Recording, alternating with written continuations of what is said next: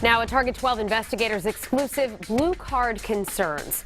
To buy a handgun in Rhode Island, you have to obtain a blue card. We've learned the state has no way to know if the identification is authentic because all records of blue card ownership are destroyed.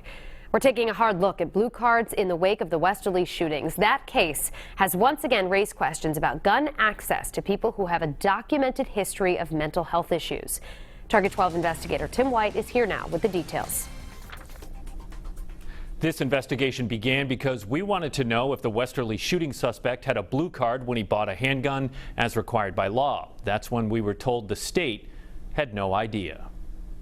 Records reviewed by Target 12 show nearly 3,500 blue cards were issued in Rhode Island last year, and 30 days after they were approved, the Rhode Island Department of Environmental Management, which oversees the blue card program, destroyed all documentation of who the card was issued to. Someone could have a counterfeit blue card. The state has no way to tell if it's counterfeit or not. That's correct. Does that concern you? Yes. DEM Chief Dean Hoxie says, like in the Westerly shooting, his office frequently gets calls from police departments looking to verify the authenticity of blue cards. Fairly frequent. Yes. And what do you have to tell them? We tell them that we don't. There is no database for that blue card. Here's why. So our understanding is that a number of years ago there was a legal opinion through DEM Legal that we could not keep a registry or a record of those that took a blue card test. Hoxie says they are going to re-examine that decision to determine if they can keep records of blue cards. Target 12 also discovered another issue. By law, someone can get a blue card by taking a 2-hour safety course at DEM or by taking a multiple choice test, most commonly at a gun shop. We wanted to know how often someone has taken the safety course in the last 5 years. The DEM says 0. In fact, the DEM doesn't even have a course set up if someone opted to take one. For as long as I have been involved, the handbook, which people are encouraged to study, is the course. Catherine Sparks, Assistant Director for Natural Resources at DEM, says they do help gun owners who want to learn more at the Great Swamp Shooting Range in West Kingston, which opened in 2018. I believe we go above and beyond when we can to help people who have an interest in the shooting sports. The Westerly incident certainly showed where there may be a hole in the system, which nobody wants to see. The gun dealers don't want to see. No one wants to see a tragic situation happen. The head of the Rhode Island Second Amendment Coalition tells me they are against keeping blue card records. He says we are absolutely opposed to a list being created with regard to blue cards because it does tend to indicate who is going to be a firearms owner. He adds he believes it violates both state and federal law. With the Target 12 investigators, Tim White, Eyewitness News. New details now in a Target 12 investigators exclusive blue card concerns. To buy a handgun in Rhode Island, you first have to obtain a blue card. As we reported live at 5, the state destroys all records of who was issued the card, so there's no way to check if it's authentic. New at 6, we examine some of the proposed changes to the blue card system, including requiring a safety course before someone can buy a handgun. Target 12 investigator Tim White is here now with the details.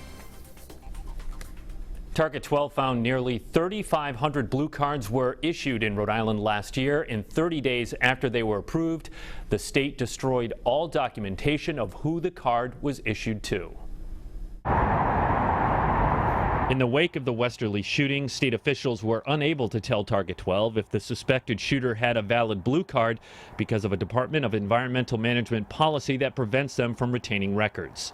There is no database for that blue card. DEM Chief Dean Hoxie says the state is exploring that rule and may consider holding on to records. We want to make sure that the program is as legally safe and straightforward as possible, that that person legitimately obtained a blue card through the process that we have in place at this time. The Rhode Island Second Amendment Coalition strongly opposes the plan. They say it would be a violation of laws that forbid keeping a registry of firearm owners. I think because of Westerly and because of incidents throughout the country and the world, It certainly caused DEM to revisit its policy. Hoxie was part of the governor's working group for gun safety, which released the following recommended changes to the blue card system in 2018. Move the administration of blue cards from the DEM to the Attorney General's office, have blue cards expire after 10 years, right now they're good for life, and require blue card applicants to take a safety course.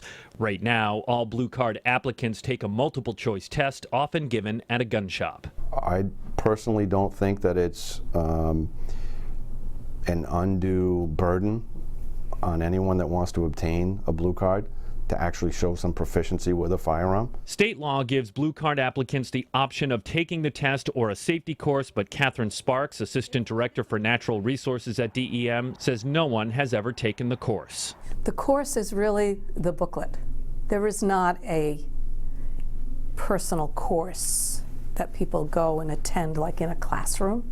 Frank Sacoccio, the head of the state's Second Amendment Coalition, says they are against the safety course proposal because there already is a proficiency element with a multiple choice test, and he's concerned any additional test would raise other issues, like if the scores are recorded and kept.